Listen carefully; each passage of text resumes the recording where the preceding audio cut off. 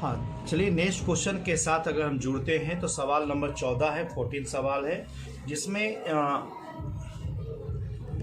जिसमें कहा गया कि गंगा नदी का एकमात्र सहायक नदी जो मैदानी इलाकों में बहती है। यहाँ इस बात को ध्यान में रखना पड़ेगा। आंसर तो गोमती है। गोमती के बारे में क्यों है? क्योंकि मैदानी क्षेत्रों में, सोन के कहा जाए पठारी क्षेत्रों में भी है, मैदानी क्षेत्रों में भी। शारिया या सरयू जो नदी है वो ऑलरेडी नेपाल से आती है, तो पर्वतीय में भी है, मैदानी क्षेत्रों में भी है। रामगंगा के बारे में भी सेम बातें हैं, नेपाल से आती है तो वो पर्वतीय में भी, मैदानी क्षेत्र। लेकिन जो गोमती नदी है, गोमती नदी पीलीभीत जो शहर है तो वहाँ से मैदानी क्षेत्र शुरू होता है, तो वहाँ से निकलती है और जौनपुर में आकर के मिल जाती है। और इसकी कुछ महत्वपूर्ण चीजें को ध्यान में रखा जा सकता है कि गोमती नदी की जो लंबाई जो है लगभग 900 किलोमीटर है। और इसके बारे में कहा था कि 15 शहर है, 15 शहर में एक महत्वपूर्ण शहर लखनऊ गोमती के किनारे ही बसा है। और इसके दो शहरों की चर्चा कर ले, सुल्तानपुर और जौनपुर। तो इसके बाद आप गौर भी कीजिएगा कि लखनऊ के बाद जो आगे बढ़ता है तो सुल्तानपुर का जौनपुर आता है। दोनों शहरों को बीचों बीच यह जो नदी है ना दो अलग अलग भागों में विभाजित करती है। तो ये एक महत्वपूर्ण तथ्य के रूप में, और जौनपुर में आकर के फिर जाकर के ये गंगा से जाकर के मिल जाती है। तो खैर चलिए, ये मैदानी क्षेत्रों में बहने वाली नदी। 15वां नंबर क्वेश्चन को उठाते हैं। निम्नलिखित कौन सी नदी डेल्टा नहीं बनाती है? तो डेल्टा के बारे में एक बड़ा बेहतर चीजें है, इसको समझने का प्रयास करें। जैसे डेल्टा क्या है? तो नदी का अवशिष्ट भाग है, जो बचा हुआ भाग, नदी नहीं कहेंगे, इसको कह सकते हैं नदी के द्वारा लाया गया जो निक्षेप यानी जो इसको डिपोजिशन कहते हैं, उसका जो बचा हुआ भाग है ना, उसी को हम लोग डेल्टा के नाम कहते हैं। एक रूप में इसको समझे। दूसरा रूप में समझिए, डेल्टा एक प्रकार के भू आकृति लैंड फॉर्म्स है जो नदी के मुहाने यानी कि लास्ट जहां नदी वहां पर आकर जमती है।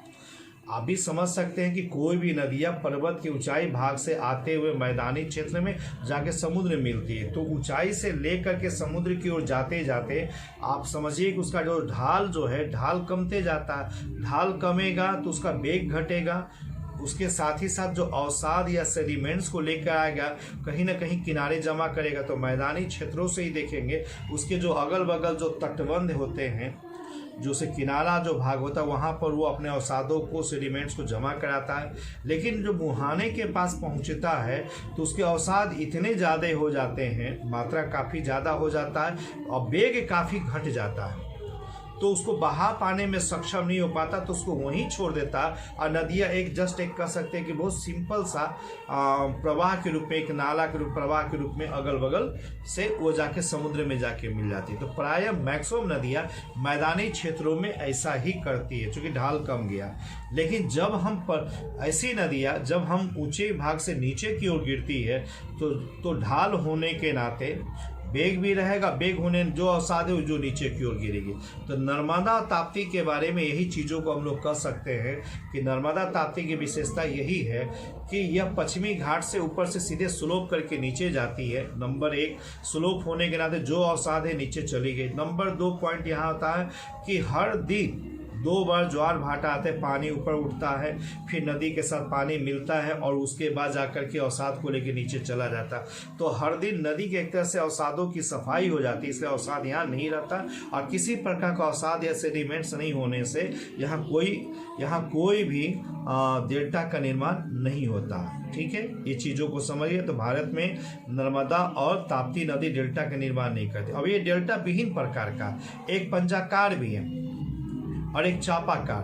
तो प्राय दुनिया की जितनी भी नदियाँ जो है वो चापाकार डेल्टा है। लेकिन मिसिसिपी नदी एक ऐसा जैसे पंजाकार यानी उंगली नुमा है, पक्षी के उंगली नुमा जो है और बीच का ये पोर्शन भी है। तो ये पंजाकार जो है वो जो है मिसिसिपी नदी इसको बनाती है, जो मिसिसिपी मिसौरी जो अमेरिका बनाती है। अमेरिका में चुनाव भी अभी हो रहे हैं, चर्चा में भी है, तो अमेरिका में ये बनता है। तीसरे महत्वपूर्ण तथ्य है कि डेल्टा जो है, डेल्टा का नामकरण हेरोडोटस, जिसके बारे में कहा इतिहास के पिता है, इन्होंने किया था। जब नील नदी के मुहाने पर ये जो भाग को देखे तो बनावट जो छोटे छोटे टापू जो देखे तो इसको देखे तो बोले ये तो ग्रीक अक्षर यानी कि जो यूनानी अक्षर डेल्टा के तरह है, इसलिए उन्होंने कहा था ये तो डेल्टा है। तभी से डेल्टा शब्द जो है फेमस हो गया। देखिए दरअसल डेल्टा उन्होंने आकृति आकृति शेप के आधार पर उन्होंने कहा था, लेकिन आज जो इसी का कई शेप आ रहे हैं, लेकिन सबका नाम डेल्टा ही है। इसलिए मेरे दृष्टि से मैं अपने आप को कहता हूँ कि डेल्टा किसे कहते हैं कि नदी के मुहाने पर स्थित नदी टापू को, नदी के मुहाने पर स्थित नदी टापू जिसको कि आइलैंड्स कहते हैं, उसी को हम लोग डेल्टा शब्द कहते हैं। तो खैर चलिए 15वां नंबर सवाल था। 16 नंबर सवाल को जैसे देखेंगे, दक्षिण भारत की नदियों का मुख्य रूप से कौन सी जल निकासी पैटर्न है। जल निकासी पैटर्न के बारे में ध्यान रखें, दो भाग आता है। तो अपवाह जो ड्रेनेज सिस्टम जो है, यानी ड्रेनेज का पैटर्न है और ड्रेनेज का टाइप है। तो यहाँ ध्यान रखेंगे, हमने पॉइंट को तैयार किया है जो आप लोगों को बेहतर होगा। प्रकार के बारे में ध्यान रखिए, दो मोटे तौर प्रकार है, पूर्ववर्ती अनुवर्ती। पूर्ववर्ती जिसको एंटीसीडेंट ड्रेनेज कहा गया, जबकि अनुवर्ती का नाम है सबसेक्वेंट ड्रेनेज के नाम किया है। जो ढाल का अनुकरण करे वो अनुवर्ती है। ध्यान रखें, चूंकि सभी नदियां ढाल का अनुकरण ही करती है, लेकिन कुछ ऐसी नदियां जो पहले से बह रही थी, बीच में अवरोध पर्वत खड़ा हुआ, लेकिन पर्वत से वो अपने आप को मोड़ी नहीं, बल्कि जो अवरोध था उसको काटते हुए आगे बढ़ी। इसी बारे में गंगा के बारे में कहा था, अब लोग कहने लगे। उससे पहले सिंधु एक शब्द, ब्रह्मपुत्र, सतलज, ये पूर्ववर्ती नदी का सबसे बेहतरीन उदाहरण माना जाता है कि मानसरोवर से ये पहले से ही आ रहे थे। बीच में हिमालय पर्वत है, तो हिमालय से अवरोधित नहीं हुए, क्योंकि हिमालय जैसे से उठता गया ये बीच में अपने अवरोध को साफ करते चले गए, इसलिए इसका मार्ग जस के तस रहा। इसको हम लोग पूर्ववर्ती कहते हैं। लेकिन मैक्सिमम नदियाँ जो होता है जैसे ढाल होते हैं उस अनुरूप में बहते हैं, तो चलिए वो अनुवर्ती हो, ये प्रकार के रूप में, टाइप्स के रूप में। लेकिन जब हम पैटर्न की चर्चा करें तो पैटर्न में कई आते हैं, वृक्षाकार है, समानांतर है, इसके बाद विसर्पण है, जालीनुमा है। तो ये चीज़ों को तो ध्यान रखना है। उत्तर भारत की नदियाँ और दक्षिण भारत की नदियाँ, यहाँ पर गौर कीजिए। दो वर्ड हम लेंगे, यहाँ पर समझने का प्रयास करेंगे आप लोग कि उत्तर भारत की नदियाँ जो पर्वत से निकलती हैं और आ करके देखेंगे पर्वत पदीय स्थानों पर यानी पिडमॉन्ट एरिया में आती, फिर मैदानी क्षेत्रों में जा करके फिर नीचे जाकर सागर में मिल जाती है। तो इसका स्थान देखिए, पर्वतों पर छोटे छोटे नदी है जिसको सरिता कहते हैं। और हम लोग कहते हैं परिभाषा क्या है, अनेक सरिताओं के मिलने से नदी का निर्माण होता है। तो पर्वत के ऊंचे भागों पर वृक्षाकार, जिसका अंग्रेजी नाम है डेंट्रिक, पर्वत के ऊंचे भागों पर छोटे छोटे नदियां मिलती है जिसको सरिता कहते हैं। वो किस प्रकार पैटर्न बनाते हैं, डेंट्रिक बनाती है। लेकिन जब ऊपर से नीचे की उतरती है तो स्लोप रहेगा, तो स्लोप यानी सीधा की ओर प्रवाह करेगी। जो सीधा यानी समानांतर यानी कि पैरेलल जो है उसको बनाती है। तो उत्तर भारत की नदियाँ पैरेलल बनाती है। इसके बाद जब नीचे जब आएंगे मैदानी क्षेत्र में भी एक उचली मैदानी है, दूसरा निचली मैदानी है।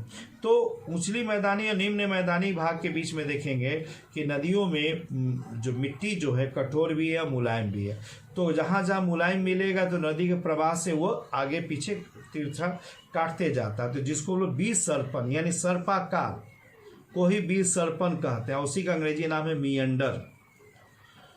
तो गंगा नदी जो मैदानी क्षेत्र में आती है, चाहे मध्य मैदानी क्षेत्रों में, वहाँ विसर्पण ज़्यादा करती है, तो विसर्पण हो गया। और लास्ट जाके मुहाने पर जा करके, मुहाने पर आप देखिएगा चूँकि ढाल कम जाता है, तो जैसे वृक्षाकार ऊपर देखे थे, ये उसी प्रकार ही धीरे धीरे ये विभिन्न भागों में फैलता है, जिसको जालीनुमा कहते हैं। ठीक है, इन चीज़ों को समझे। तो देख लीजिए उत्तर भारत के लिए एक हम इसको संक्षेप में बताने का कोशिश करें। उत्तर भारत की जो नदियां हैं ऊपर से नीचे की ओर जो पहुंचती हैं तो वृक्षाकार, इसके बाद तेज ढाल के कारण समानांतर यानी पैरेलल, मैदानी क्षेत्र में आता है विसर्पण यानी मियंडर, और मुहाने पर जाते जाते ये हो जाता जालीनुमा यानी कि इसका ट्रेलिस जो है इसका अंग्रेजी नाम है, इसका टाइप हो जाता। अब आ जाते हैं दक्षिण भारत की नदियाँ। तो दक्षिण भारत की नदियाँ का भी देखेंगे दो है, एक अरब सागर में जो गिरती हैं, ठीक है, अब दूसरा जो है बंगाल की खाड़ी में गिरती है। तो बंगाल की खाड़ी में जो गिरती है उसको आगे लंबा समय मौका मिलता है, यानी कि जो पूरब की ओर प्रवाही हो। तो वहाँ पर देखेंगे तो पूर्वी घाट पर कुछ जो नदियाँ है वो वृक्षाकार है, लेकिन जब मैदानी क्षेत्र में आती है, और मैदानी क्षेत्र चूँकि बहुत जल्दी समुद्र मिल जाता है, इसे जालीनुमा। तो अरब सागर में बंगाल की खाड़ी की ओर गिरने नदियां जो है खास करके दक्षिण भारत की, वो दो प्रकार का ही प्रतिरूप यानी पैटर्न बनाती है। एक वृक्षाकार और दूसरा जो है जालीनुमा। वृक्षाकार यानी डेंट्रिक है और दूसरा जालीनुमा का मतलब होता है ट्रेलिस। उसी प्रकार पश्चिमी घाट पर जाता है, पश्चिमी घाट तुरंत ही ऊपर से नीचे आता है और सीधा पहुंच जाता है सागर में। इसीलिए यहाँ जो है ना समानांतर ज़्यादा, पैरेलल ज़्यादा है। तो ऐसी नदियाँ, चूंकि अरब सागर वाली नदियाँ कम ही हैं, ऐसी नदियाँ प्रायः समानांतर या पैरेलल बनाती। तो ये तो हो गया आपको अफवाह पैटर्न के रूप में, और हमने प्रकार के रूप में चर्चा किया। नेक्स्ट हम लोग चर्चा करने जा रहे हैं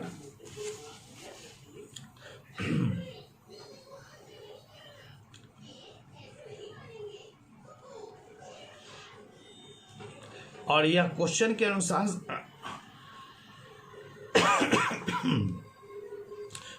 अनुसार से अगर देखा जाए तो डेंट्रिक यानी कि वृक्षाकार जो ऊपरी भागों पर है उसी को ज़्यादा मानना ज़्यादा बेहतर होगा। तो इसीलिए डेंट्रिक है। लेकिन देखिए क्वेश्चन ट्रेलिस का भी है, डेंट्रिक का भी है, दोनों जो दिया है। तो इसलिए प्रश्न का जो प्रकृति है, जो नेचर है, इसलिए इसका आंसर ई होगा।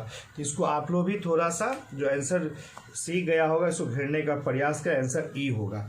डेंट्रिक भी है और ट्रेलिस भी है जो जालीनुमा है।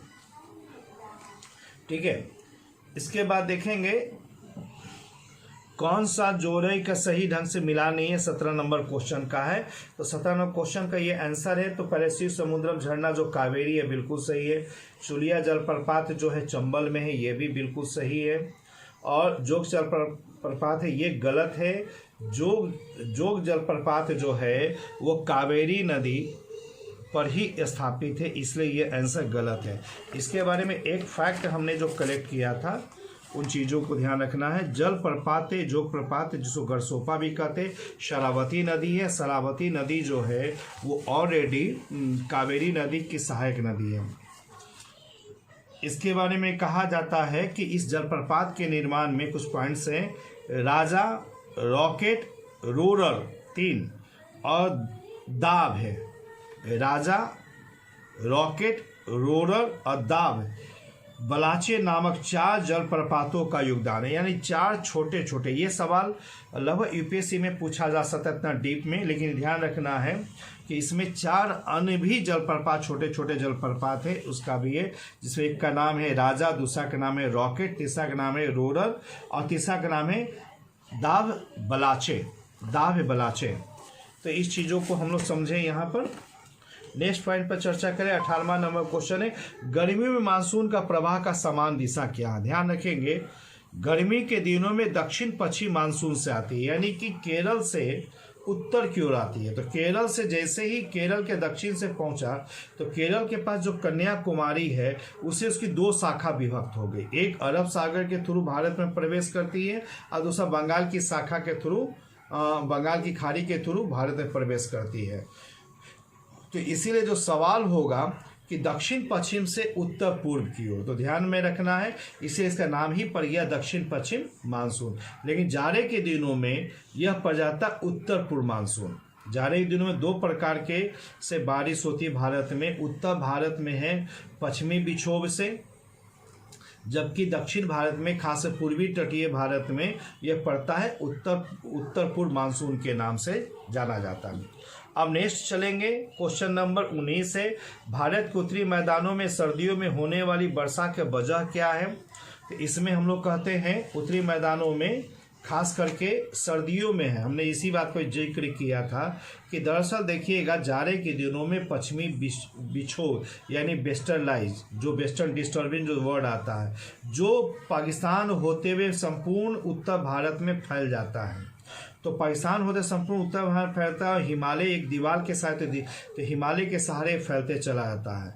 तो यहाँ पर ध्यान रखना कि यह जो है पश्चिमी विक्षोभ जो भारत में आता है तो हिमपात यानी स्नोफॉल कराता है, खास करके कहाँ, तो सबसे पहला है जम्मू कश्मीर, दूसरा हिमाचल प्रदेश, कभी कभी उत्तराखंड में भी आता। उसी जो स्नोफॉल हो रहा उसी स्नो को आगे हवा के माध्यम से लेके चलता है और वही जो है शीत लहरी या कोल्ड वेव आता है।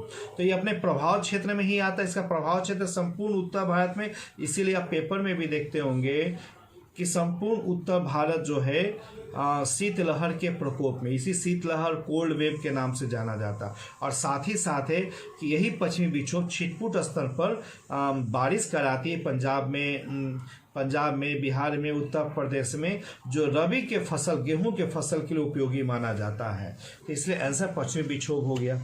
और यही पश्चिमी विक्षोभ ही कारण बनना भी पराली का जो समस्या जो आजकल देख रहे हैं, तो ये पराली का कारण भी हो रहा है कि एक तो देखिए अभी का जो है ओस, जो ड्यू जो नीचे फैक्टर जो नीचे गिर रहा, अभी हम लोग पटाखा जलाते हैं या कुछ भी जला रहे हो, धुआं ऊपर की ओर जाना चाहता, खुला आसमान रहता, बादल नहीं रहता तो ऊपर चला जाता। लेकिन अभी का समय जो सूर्य दक्षिणायन हो चुका है यानी साउदर्न वार्ड हो चुका है, तो ऊपर से ओस नीचे गिरा शाम होते होते, तो जो धुआं ऊपर जाना चाहिए तो वो धुआं ऊपर ना जा करके ऊपर का ओस उसको नीचे के रूप में पूरा फैला रखा, इसलिए हमें दम घुट रहा है।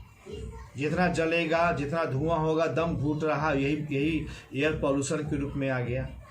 तो ये समस्या अभी के रूप में है। तो अभी समस्या समाधान के लिए कई ऑप्शन सोच सकते हैं कि पराली को रख लिया जाए, जब मौसम साफ होता है उस समय दे दिया जाए, जलाया जा सकता है, एक समस्या, चाहे इसको खाद के रूप में दिया जा सकता है। खैर ये चर्चा विस्तृत होगा, हम नेक्स्ट वीडियो के माध्यम से करेंगे। नेक्स्ट क्वेश्चन से आपका 20वां नंबर क्वेश्चन है, किस देश की स्व जुताई मिट्टी के रूप में कहाता है? तो ध्यान में रखें लेटेराइट मिट्टी इसका आंसर है। लेटेराइट और लाल के बारे में ध्यान में रखेंगे। किस दक्षिण भारत में लेटेराइट और लाल मिट्टी है, विस्तारित ज़्यादा लाल मिट्टी है, लेकिन ऊंचे भागों पर लेटेराइट है, नीचे भागों पर लाल है। इसका सबसे बड़ा अच्छा रीजन को समझे क्यों कहा भी जाता है। दरअसल जो चट्टान होता है, जो पठार होता है, जो पर्वत खासकर दक्षिण भारत में, तो वो टूट फूट के तो कंकरीला बनेंगे। पानी ऊपर पड़ता है तो पानी से ऊपर से रीस करके छोटे छोटे कण कहाँ आ जाते, नीचे के भाग में फैल जाते हैं। तो नीचे के भागों में जो फैल जाते हैं उसे ही हम लोग क्या कहते हैं, जो मिट्टी जम गई उसी को लाल मिट्टी के संज्ञा हम लोग देते हैं, वही रेड सॉइल के नाम से जाना जाता। तो नंबर 1 हो गया। दूसरी बातें यहाँ पर आती है कि ऊपरी का जो भाग जो रहा, ऊपर जो कंकरीला भाग, कंकर रह गया, तो वही बन गया लेटेराइट मिट्टी। तो कंकर जिसमें कि ऑलरेडी एयर इजी वे में जा सकता है, एयर जा रहा है तो निश्चित तौर पर उसमें नाइट्रोजन जा रहा, यूरिया से नाइट्रोजन प्राप्ति है। इसीलिए जो जुताई भी हम लोग करते हैं तो मिट्टी को भुरभुरी बनाते हैं ताकि कि वायुमंडलीय हवा जा सके, वायुमंडलीय हवा से हम लोग नाइट्रोजन ले सकते हैं। इसीलिए इसको लेटेराइट मिट्टी की संज्ञा हम लोग देते हैं कि स्व जुताई किया हुआ। 21वां नंबर क्वेश्चन के रूप में जा देखने का प्रयास करें कि किस बड़ा मिट्टी समूह को निम्नानुसार पाया जाता है। तो ध्यान रखेंगे ये आंकड़ा है, जलोढ़ मिट्टी सबसे ज़्यादा विस्तारित है। जलोढ़ मिट्टी का मतलब हो गया कि यह लगभग 7.5 लाख वर्ग किलोमीटर है। दूसरा स्थान जो है ये लाल मिट्टी है। ध्यान रखेंगे, कई लोग काली मिट्टी कहते हैं, लेकिन मैं आंकड़ा के साथ बता रहा हूँ। 7.5 लाख वर्ग किलोमीटर क्षेत्र पर जलोढ़ है। 5.18 यानी 5.2 भी कभी कभी ऑलमोस्ट है। लाल मिट्टी का विस्तार है। 5 लाख में जो तीसरा स्थान काली मिट्टी है जो 5 लाख है, और चौथा हम लोग कहते हैं लेटेराइट मिट्टी की चर्चा हम लोग कर सकते हैं। तो खैर ध्यान में रखना, प्रश्न की प्रकृति के अनुसार जलोढ़ मिट्टी सबसे ज़्यादा है। हाँ, मिट्टी के रूप में एनसीईआरटी कहीं ना कहीं कन्फ्यूजन किया, हो सकता है आप मेरे विचारों से सहमत नहीं हो, लेकिन आप इसको वेरीफाई कर लीजिएगा। जो मैं आंकड़ा बता रहा हूँ वो आंकड़ा बिल्कुल सही और मेरे दृष्टि से प्रमाणिक है। सागौन और साल उत्पाद है। देखिए, सागौन को हम लोग सागवान भी कहते हैं, और साल जो है, साल को हम लोग सखुआ कहते हैं। दरअसल संपूर्ण भारत में 6 प्रकार के जो वनस्पति पाए जाते हैं, जिसे दूसरा और तीसरा उष्णकटिबंधीय, आर्द्र पर्णपाती वन और तीसरा जो है उष्णकटिबंधीय शुष्क पर्णपाती वन। एक आर्द्र है ह्यूमिड वाला, ठीक है, और दूसरा जो है शुष्क यानी ड्राई वाला है। तो दक्षिण भारत में शुष्क पर्णपाती है, उत्तर भारत में जो आर्द्र पर्णपाती है। तो यहाँ ध्यान रखना है कि सागवान जो है और सखुआ जो इसकी सबसे प्रमुख विशेषता के रूप में मानी जाती है। सागवान चूंकि सबसे ज़्यादा मध्य प्रदेश में है और सखुआ उत्तर से लेकर दक्षिण में सबसे ज़्यादा है, क्योंकि हम लोग कहते हैं कि मानसूनी वन के प्रमुख उदाहरण कौन है, तो साल को, या ये भी सवाल आया हुआ, साल को या सखुआ को मानसूनी वन का उदाहरण। और आगे जब डिटेल पढ़ेगा तो मानसूनी वन का ही दो भाग है। उत्तर भारत में प्रायः आर्द्र मानसूनी कहते हैं, आर्द्र पतझड़ कहते हैं, ह्यूमिड पतझड़, और दक्षिण भारत में शुष्क पतझड़ कहते हैं। इसलिए ऑप्शंस के हिसाब से हम लोग कह सकते हैं कि उष्णकटिबंधीय शुष्क पर्णपाती वन आंसर होगा इसका।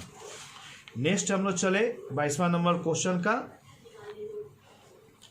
उष्णकटिबंधीय वन जो कौन है, तो केरल का जो वन है शांत घाटी जो है, जो साइलेंट विलन है, वहाँ पर उष्णकटिबंधीय वन है। दूसरा है शंकुधारी वन हिमाचल प्रदेश, चूंकि पर्वतों पर, यहाँ ध्यान रखना, एक आंकड़ा को ध्यान रखिएगा, संपूर्ण भारत में 93%, संपूर्ण भारत में 93% जो वन है उष्णकटिबंधीय है।